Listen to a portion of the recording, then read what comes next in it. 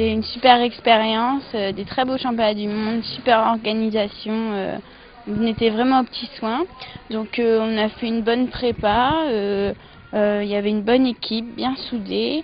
Après, les qualifs se sont plutôt pas trop mal déroulés, quelques petites erreurs au sol, une chute en poutre, mais on va dire qu'on a entre guillemets fait une bonne partie de notre travail.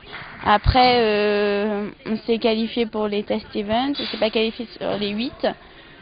On va dire que c'est la loi du sport. Hein. Je pense qu'on n'avait pas assez peut-être de difficultés ou les notes de départ pas assez élevées pour sortir la note finale. Après, la finale de barre, j'ai chuté, c'était pas terrible, mais on en ressort grandi de ces championnats du monde. On connaît le niveau de tout le monde et maintenant on va travailler pour se qualifier au test event pour les Jeux Olympiques. Le bilan de l'équipe de France féminine est plutôt positif dans le sens où l'équipe termine 10e d'un championnat du monde pré-olympique. C'est arrivé à mes souvenirs que 2 fois dans toute l'histoire que l'équipe de France termine 10e d'un pré-olympique. On gagne une place sur Rotterdam. On a une équipe relativement jeune puisqu'on rentre 2,95 dans le team. On emmène Rose qui est blessée à l'épaule, qui s'est préparée au maximum de ce qu'elle a pu avec beaucoup de motivation. Yuna qui ne fait que 2 agrès. Et on perd Marine Petit, la championne de France, 15 jours avant le départ. Donc le bilan est quand même positif, la 10e place. On est qualifié pour le test event. Je pense que si on est dans le même état d'esprit, on se qualifiera dans les 4 premières équipes sans souci. La grande satisfaction et en même temps la grande déception, c'est Yuna. La grande satisfaction, c'est qu'elle revient à son meilleur niveau.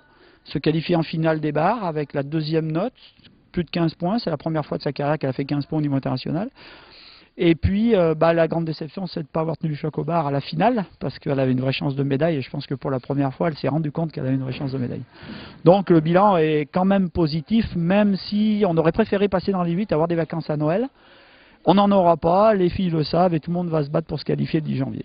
Puis un grand merci à Yann Cuchera qui m'a beaucoup aidé dans des moments de doute et qui a toujours été là pour moi. Et ben c'est avec beaucoup de fierté que j'ai pu retrouver Yuna sur les plateaux de compétition. Et lors de cette finale au bar asymétrique, elle avait fait un beau parcours pour se qualifier dans le top 8 mondial. Et puis elle a un petit peu craqué sous la pression lors de cette finale. Elle commet des erreurs qui effectivement l'écartent de toute chance de médaille.